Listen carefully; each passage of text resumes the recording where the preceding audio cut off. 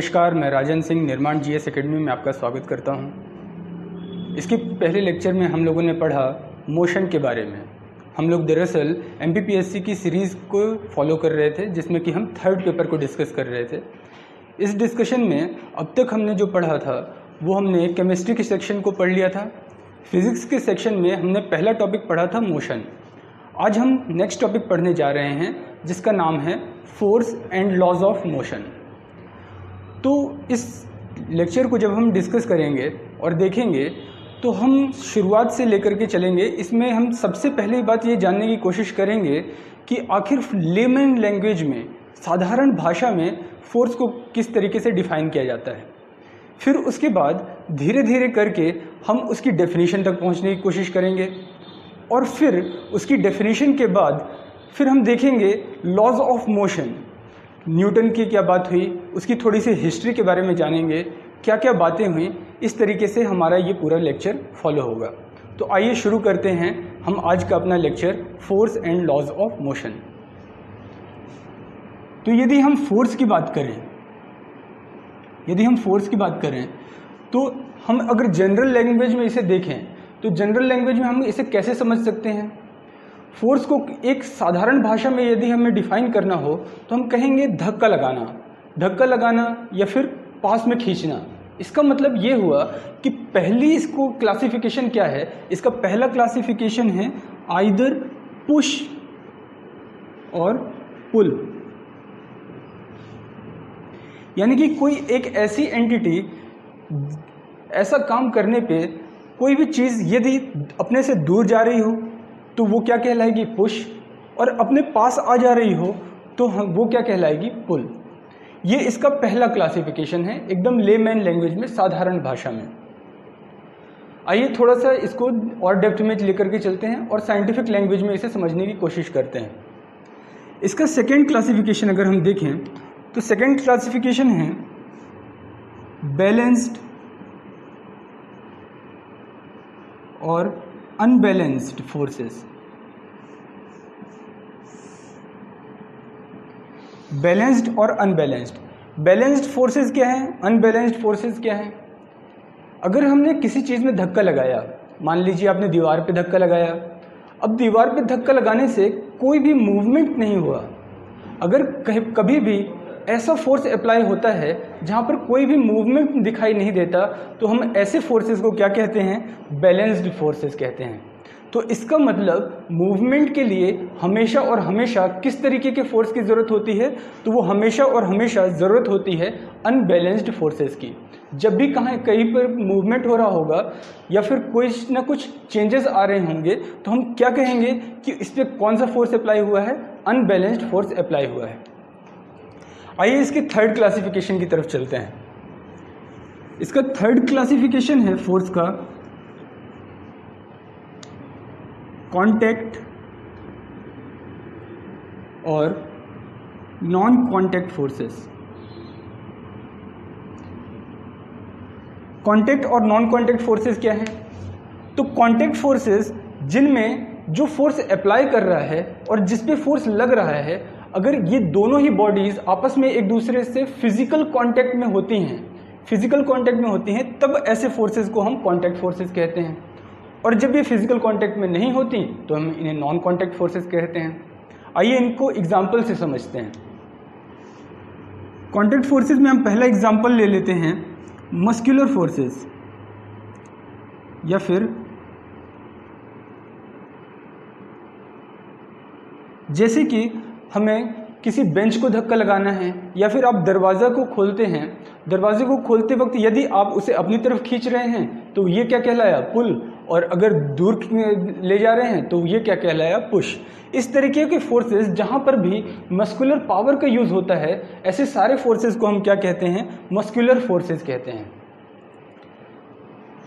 एक और इसका एग्जाम्पल देख लेते हैं, जैसे कि frictional forces. Friction forces, friction क्या है, जब भी दो बॉडीज आपस में कांटेक्ट में होती हैं, यदि मैं कहूँ कि ये कोई एक एंटिटी है, कोई एक बॉडी है और इस पे मैं कोई भी एक चीज़ को मूव कराने की कोशिश कर रहा हूँ, अगर मैं इसे मूव कराने की कोशिश कर रहा हूँ और ये दोनों ही बॉडीज़ आपस में कैसे हैं, कांटेक्ट में हैं, तो फ्रिक्शनल फोर्स हमेशा और हमेशा इस मूवमेंट का अपोज करता हुआ मिलेगा। इसका मतलब अगर मैं बॉडी को फॉरवर्ड मूव करा रहा हूँ तो इसमें फ्रिक्शनल फोर्स, जो इसे रोकने वाला फोर्स है, वो कैसा लगेगा, इसके अपोजिट डायरेक्शन में, वो हमेशा इसे रोकने का काम करेगा। यदि मैं इसे लेफ्ट में लगा रहा हूँगा तो राइट में लगेगा। तो इस तरीके से फ्रिक्शन फोर्स भी क्या है, एक तरीके का कांटेक्ट फोर्स है। अगर मैं नॉन कांटेक्ट फोर्सेस की बात करूं तो नॉन कांटेक्ट फोर्सेस में भी ऐसे बहुत से एग्जांपल हमें मिल सकते हैं, जैसे कि मैग्नेटिक फोर्स। आपने मैग्नेट देखा हो, मैग्नेट में हमेशा और हमेशा पोल्स होते हैं, नॉर्थ पोल और साउथ पोल। दरअसल हम जब फिज़िक्स की स्टडी कर रहे हैं तो फिज़िक्स की स्टडी में हम बेसिकली लगभग बातें हम फोर्सेस को ही स्टडी करते हैं। और इसमें हम जब पढ़ेंगे तो इसमें मैग्नेटिक फोर्सेस भी आएंगे, इलेक्ट्रोस्टैटिक फोर्सेस भी आएंगे और भी ग्रेविटेशनल फोर्सेस भी आएंगे। ये सभी हमारे सिलेबस में हैं, तो हम इन्हें डिटेल में पढ़ेंगे। फिलहाल के लिए हम जान लेते हैं कि मैग्नेटिक फोर्सेस में हमेशा और हमेशा एक मैग्नेट में दो पोल्स होते हैं, नॉर्थ पोल और साउथ पोल। लाइक पोल्स अगर होते हैं, यदि नॉर्थ की तरफ, तो ये आपस में एक दूसरे को रिपल कर रहे होते हैं। और अगर अनलाइक फोर्सेस होते हैं जैसे कि नॉर्थ साउथ, तो ये आपस में एक दूसरे को अट्रैक्ट कर रहे होते हैं। लेकिन यहाँ पर होता क्या है, चाहे वो अट्रैक्शन हो रहा हो, चाहे वो रिपल्शन हो रहा हो, वो कुछ ना कुछ दूरी से हो रहा होता है। वो दोनों ही बॉडीज़ आपस में एक दूसरे से कांटेक्ट में नहीं होती। तो इस तरीके के फोर्सेस क्या कहलाए जाते हैं, non contact forces.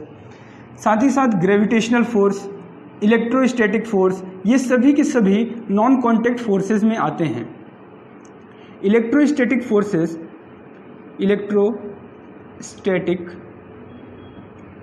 Electrostatic forces का एक एग्जांपल आपने देखा हो कि जब आप कभी भी कंघी या फिर कोई भी पेन वगैरह ले करके आप अपने सूखे बालों पर रब करते हैं, और रब करने के बाद अगर कागज़ के पीसेस आसपास में हैं तो वो कंघी या फिर वो पेन वगैरह वो उन पेपर के छोटे छोटे पीसेस को आपस में अट्रैक्ट करने लग जाता है। इसी तरीके के फोर्सेस ड्यू टू चार्जेस, ऐसा क्यों हुआ, क्योंकि उस कंघी या फिर उस पेन में कुछ चार्जेस कलेक्ट हो गए थे और उन चार्जेस के कलेक्ट होने के कारण उनमें एक अट्रैक्शन फोर्स डेवलप हो गया। इस तरीके के फोर्सेस भी क्या कहलाते हैं, इलेक्ट्रोस्टैटिक फोर्सेस कहलाते हैं। और ये भी एक तरीके के अट्रैक्टिव फोर्सेस होते हैं। तो ठीक है, ये तो हो गया फोर्स का क्लासिफिकेशन। फोर्स के क्लासिफिकेशन के बाद आइए अब हम इसकी मेन डेफिनेशन या फिर हम इसे डिफाइन किस तरीके से करेंगे, इस बात पर चलते हैं। तो आइए सबसे पहले हम देखते हैं, जब फोर्स की स्टडी करने शुरू हुई, लोगों ने फोर्स के बारे में जानना शुरू किया, तो एक मिसकॉन्सेप्ट था, एक कॉन्सेप्ट जो कि पहले सही तरीके से उसे नहीं समझा गया था। बाद में गैलीलियो और न्यूटन जैसे साइंटिस्ट ने फोर्स की इस तरीके की परिभाषा को गढ़ा, इस तरीके की डेफिनेशन बनाई। तो इस तरीके की डेफिनेशन किस तरीके से आई, इस तरीके को जानने के लिए पहले हम देखते हैं कि पहले वो मिसकॉन्सेप्ट क्या था।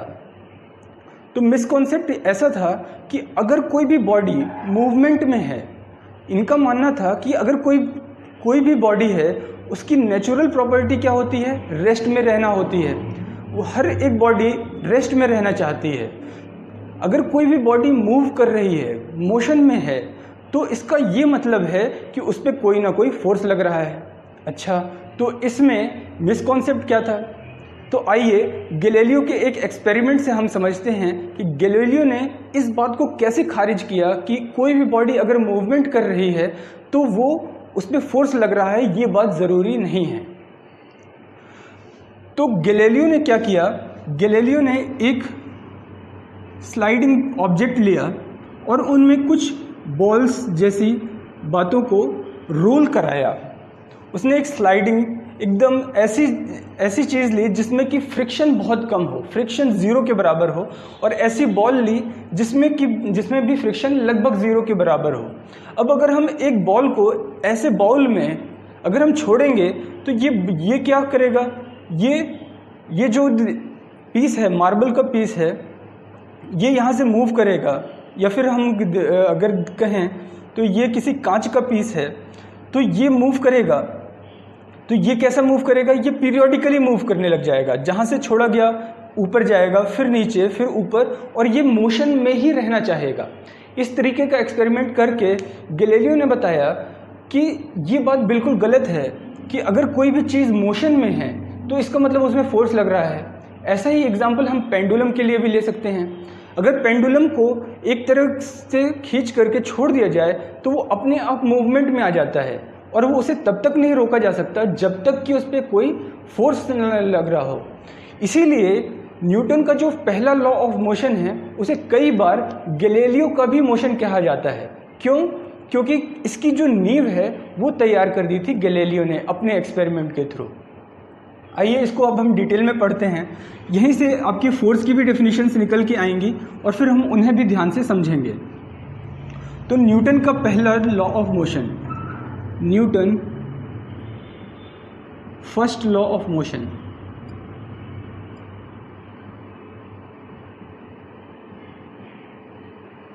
Newton first law of motion, Newton first law of motion क्या कहता है?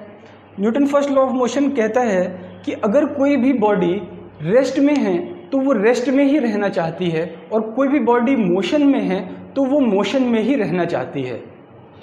ये सवाल आपको 3 मार्क्स में पूछा जा सकता है, एक इनर्शिया का कॉन्सेप्ट दे करके।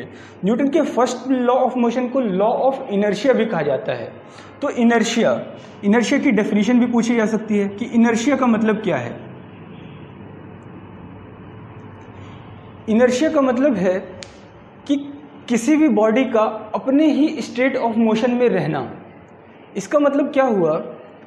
जैसा कि न्यूटन ने कहा कि कोई भी बॉडी तब तक रेस्ट में रहती है जब तक कि उस पर कोई अनबैलेंस्ड फोर्स अप्लाई नहीं होता। फोर्स नहीं, अगर हम फोर्स अप्लाई कर रहे हैं और मूवमेंट नहीं हो रहा तो वो फोर्स किसी काम का नहीं है, क्योंकि वो बैलेंस्ड फोर्स है। तो जब हम डेफिनेशन लिखेंगे तो डेफिनेशन में हम अनबैलेंस्ड फोर्स का भी नाम लेंगे। तो इनर्शिया की बात हम कर रहे थे। इनर्शिया का मतलब क्या हुआ?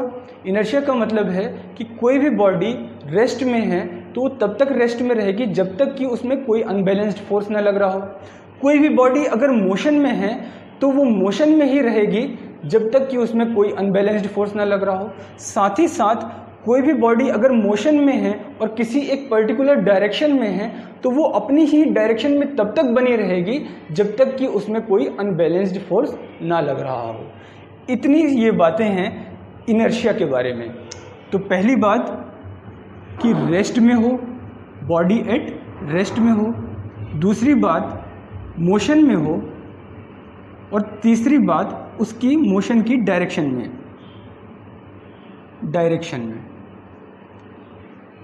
रेस्ट, मोशन या डायरेक्शन, इन तीनों ही फील्ड में इनर्शिया का कॉन्सेप्ट लागू होता है।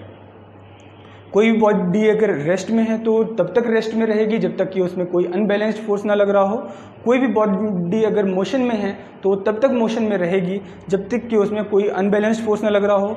कोई भी बॉडी अगर अपनी ही डायरेक्शन में ही रन करती रहेगी, मूव करती रहेगी जब तक कि उसमें कोई अनबैलेंस्ड फोर्स ना लग रहा हो। ये इनर्शिया का कॉन्सेप्ट भी है, और इसी को हम Newton's first law of motion के रूप में भी जानते हैं। एक एग्जाम्पल के रूप में हम इसे समझ लेते हैं इन तीनों ही बातों को। फॉर एग्जाम्पल, आप एक कार में मूव कर रहे हैं, आप रेस्ट में हैं, कार भी रेस्ट में है। जैसे ही कार ने मूव करना स्टार्ट किया तो कार तो मूवमेंट में आई, लेकिन आपका क्या था? आप स्टेशनरी ही रहना चाह रहे थे। आप क्या रहना चाह रहे थे? रेस्ट में ही रहना चाह रहे थे, न्यूटन्स फर्स्ट लॉ के हिसाब से कि कोई भी बॉडी अगर रेस्ट में है तो वो रेस्ट में रहना चाहती है। तभी हम देखते हैं जब गाड़ी स्टार्ट होती है तो हम हमेशा पीछे की तरफ आते हैं। तो ऐसा क्यों होता है? क्योंकि हम रेस्ट में रहना चाह रहे हैं। अब दूसरा एग्जाम्पल ले लेते हैं। दूसरे एग्जाम्पल में यदि कार मोशन में है और अचानक से किसी ने ब्रेक लगाया तो हम आगे की तरफ झुकते हैं। ऐसा क्यों होता है?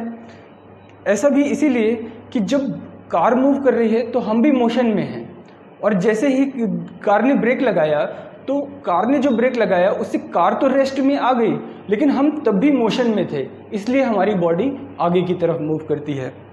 एक तीसरा एग्जाम्पल देख लेते हैं, डायरेक्शन ऑफ मोशन। यदि कार एक शार्प टर्न लेती है, एकदम से मुड़ जाती है, जैसे ही वो एकदम से मुड़ती है तो हम दूसरी तरफ की तरफ हमें धक्का लगता है। ऐसा क्यों लगता है? ऐसा इसलिए क्योंकि हम एक पर्टिकुलर डायरेक्शन में जाने की कोशिश कर रहे थे, कार मूव करी लेकिन हमारी बॉडी फिर भी उसी डायरेक्शन को फॉलो कर रही थी, इस कारण से हम इस तरीके का धक्का लगता है। तो ये तीनों ही प्रॉपर्टीज़ किस में होती हैं? इनर्शिया में, और इसी को कहते हैं Newton's first law of motion. आइए अब हम न्यूटन के सेकेंड लॉ ऑफ मोशन की तरफ चलते हैं।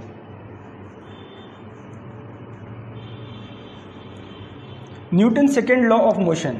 यदि Newton second law of motion के बारे में लोगों से पूछा जाता है तो लोग सीधे कहते हैं F = ma। हालांकि ये पूरी तरीके से सही नहीं है। सेकेंड लॉ ऑफ मोशन ये पूरी तरीके से सही नहीं है, F = ma। और अगर मैं देखूं तो न्यूटन के तीनों लॉज में सबसे ज़्यादा टेक्निकल कोई लॉ है तो वो सेकेंड वाला लॉ ही है, Newton second law of motion. आइए अब हम इसे समझने की कोशिश करते हैं। न्यूटन का कहना था rate of change of momentum ही फोर्स के बराबर होता है। Force is directly proportional to rate of change of momentum d/dt of p। अगर मैं p को मोमेंटम मान लेता हूं तो सबसे पहली बात हमारे लिए ज़रूरत हुई कि मोमेंटम क्या है। मोमेंटम एक वेक्टर क्वांटिटी है, ठीक है। तो हम सबसे पहले जानने की कोशिश करते हैं कि मोमेंटम क्या होता है। दरअसल अगर हम इसे साधारण भाषा में समझने की कोशिश करें तो मोमेंटम का बेसिक मतलब होता है इम्पैक्ट। किसी भी चीज़ पर कितना असर पड़ता है। अगर वो चीज़ किसी चीज़ दूसरी चीज़ से टकराती है मूव करते हुए तो उस सामने वाली चीज़ पर कितना असर पड़ा, उसे ही मोमेंटम कहा जाता है। अगर हम इसे डेफिनेशन के हिसाब से चलें तो मोमेंटम, जिसे कि P से डिनोट करते हैं, = मास इनटू वेलोसिटी। एग्जाम्पल आप इसका देखेंगे, इसके फॉर्मूला, तो P = mv के रूप में ये फॉर्मूला मिलता है। वेलोसिटी भी क्या है? वेक्टर क्वांटिटी है।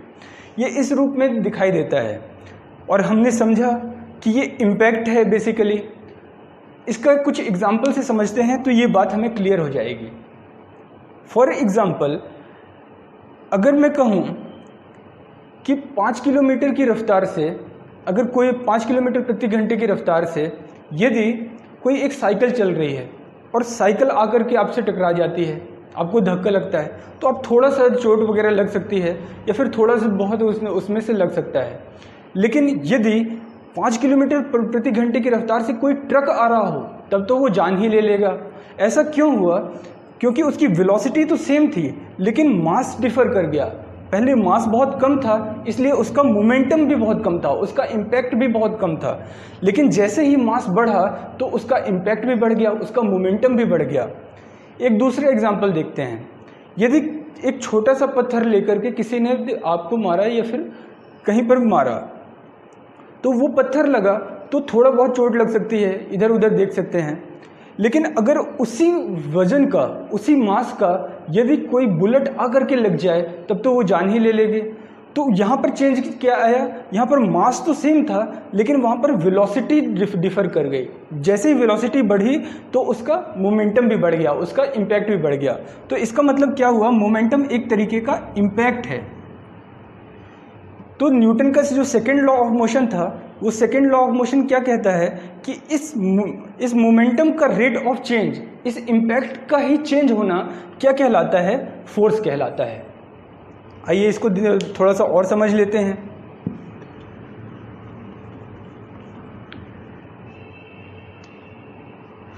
F = d/dt of mv। दरअसल रेट तो इन दोनों का चेंज हो रहा है, या तो मास या तो वेलोसिटी, है ना। इसलिए हम लोगों ने कहा कि ये F = ma हर बार सही नहीं होता। इसका अगर एग्जैक्ट फार्मूला देखा जाए तो इसका एग्जैक्ट फार्मूला यही वाला है। लेकिन चूंकि हम जिन बॉडीज़ की बात करते रहते हैं उनमें मास हमेशा कांस्टेंट होता है, मास हमेशा वही का वही होता है। इस कारण से हम ऐसी बॉडीज में सिर्फ और सिर्फ वेलोसिटी का चेंज देखते हैं। इस कारण से हम rate of change of velocity को ही क्या कह देते हैं, एक्सीलरेशन। और ये क्या कहला जाता है, फॉर्मूला F = ma। और एक्सीलरेशन भी क्या है, एक तरीके की वेक्टर क्वांटिटी है। Rate of change of velocity ही क्या कहलाती है, एक्सीलरेशन कहलाती है। ये हो गया न्यूटन का सेकेंड लॉ ऑफ मोशन। आइए अब हम इसके लास्ट लॉ ऑफ मोशन की तरफ चलते हैं, Newton's third law of motion की तरफ। Newton's third law of motion को समझने के लिए एक बात और समझने की ज़रूरत है। Newton's third law of motion को basically law of conservation of momentum भी कहा जाता है। थर्ड लॉ ऑफ मोशन, ये चैप्टर काफ़ी ज़्यादा इम्पॉर्टेंट है। एक क्वेश्चन तो इस मेंस में इस चैप्टर से बनता ही बनता है। 2015 में दोनों ही लॉज पूछ लिए गए थे। Newton's third law of motion पूछ लिया गया था 3 मार्क्स में, और Newton's first law of motion पूछ लिया गया था 6 मार्क्स में। इसलिए आपको इसे थोड़ा अच्छे से तैयार करना है, ठीक है। तो Newton's third law of motion को हम और किस नाम से जानते हैं, law of conservation of momentum. Law of conservation of momentum का मतलब क्या है, इसका मतलब ये ऐसा है कि मोमेंटम हमेशा और हमेशा कांस्टेंट रहता है। मतलब मोमेंटम, अगर कोई भी दो चीज़ टकराती हैं या फिर कोई भी दो चीज़ की टकराव के कारण जो इम्पैक्ट होता है वो हमेशा पहले और बाद के मोमेंटम के बराबर ही होता है। तो ये बात कौन कहता है, law of conservation of momentum. Newton's third law of motion उसी पर आधारित है। Newton's third law of motion क्या कहता है कि every action has its equal and opposite reaction. हर एक क्रिया की बराबर और उतनी ही प्रतिक्रिया भी होती है Newton's third law of motion में। तो law of conservation of momentum देख लेते हैं, उसी से ये बात निकल के आ जाएगी Newton's third law of motion की। तो law of conservation of momentum क्या कहता है, law of conservation of momentum, ये कुछ इस तरीके से है कि पहले का मोमेंटम यदि मैं m1 v1 ले लूं तो बाद का जो मोमेंटम है वो m2 v2 है। इसका मतलब ये है कि यदि अगर मैं मास को कम करूं, अगर एक बार मास क्या हो गया, कम हो गया, जिसका मास कम उसकी वेलोसिटी ज़्यादा। क्यों, क्योंकि दोनों को आखिरकार बराबर तो उतना ही करना है। तो यदि मास घट रहा होगा तो उसकी वेलोसिटी बढ़ जाएगी, और अगर वेलोसिटी बढ़ रही होगी तो उसका मास घट जाएगा। अब इसको हम रियल लाइफ एग्जांपल में किस तरीके से देखते हैं, इसको रियल लाइफ एग्जांपल में हम कई प्रकार से देखते हैं। जैसे कि एक स्विमिंग वाला एग्जांपल है कि जब हम पीछे की तरफ धक्का लगा रहे होते हैं और हम आगे की तरफ बढ़ते चले जाते हैं। एक और एग्जांपल है जैसे कि रॉकेट में अगर हम देखें तो रॉकेट में वो क्या करता है, नीचे की तरफ फोर्स लगाता है और ऊपर की तरफ जाता है, और दोनों ही जगह वो जितना ज़्यादा वो पीछे की तरफ फोर्स लगाएंगे उतना ही ज़्यादा आगे की तरफ जाएंगे। एक इसका जो फेमस एग्जांपल है वो है रिकॉइल ऑफ बुलेट। आपने देखा हो तो जब भी कोई गन चलाता है तो उसमें एक पीछे की तरफ झटका लगता है। ऐसा क्यों होता है, वो इसी कारण से कि दोनों का मोमेंटम क्या होता है, मोमेंटम का मतलब इम्पैक्ट दोनों का कंजर्व है, यानी कि उतना ही रहने वाला है। इसका मतलब किस तरीके से, अगर हम देखें तो हमने बुलेट से गन से फायर किया, जैसे ही फायर किया तो मोमेंटम बराबर है, लेकिन फिर भी बुलेट का मास क्या था, बहुत ही कम था। बुलेट का मास कम था इसलिए उसकी वेलोसिटी बहुत ज़्यादा थी। साथ ही साथ गन जो हमने हाथ में ले रखी है उसका मास ज़्यादा था, इसलिए उसकी वेलोसिटी यानी कि रिकॉइल, पीछे आने वाला, वो उतना ही कम होता है। ऐसे ही क्या हो गया, इस तरीके से ये Newton's third law of motion को डिस्क्राइब किया जाता है। एक तो जो एक्शन हुआ उसके पीछे प्रतिक्रिया भी हुई, रिएक्शन भी हुआ। हमने गोली आगे चलाई और रिकॉइल पीछे आया, हमने पानी को पीछे फेंका और हम आगे गए स्विमिंग करते हुए। रॉकेट में उसने क्या किया, फायर को नीचे किया, प्रोपल्शन को नीचे किया, फोर्स नीचे लगाया और रॉकेट किस तरफ गया, ऊपर की तरफ गया। तो ये सभी के सभी किसके एग्जाम्पल हैं, Newton's third law of motion के ही एग्जाम्पल हैं। और इनमें सभी में क्या कौन सा रूल फॉलो होता है, यही law of conservation of momentum, कि जिसका मास जितना ज़्यादा होगा उसमें वेलोसिटी उतनी ही कम होगी। जैसे कि गन का मास ज़्यादा तो उसकी वेलोसिटी रिकॉइल कम, और बुलेट का मास कम तो उसकी वेलोसिटी उतनी ही ज़्यादा। तो इस तरीके से हमने देखा फोर्स के बारे में और न्यूटन्स के तीनों लॉज के बारे में, Newton's first law, Newton second law, Newton third law. इसके बाद हम नेक्स्ट लेक्चर में हम आगे की बातें देखेंगे और हम ग्रेविटेशन के बारे में सीखेंगे। आज का लेक्चर आपको कैसा लगा, पसंद आया तो इसे लाइक शेयर सब्सक्राइब करिए और चैनल को प्रमोट करिए। Thank you.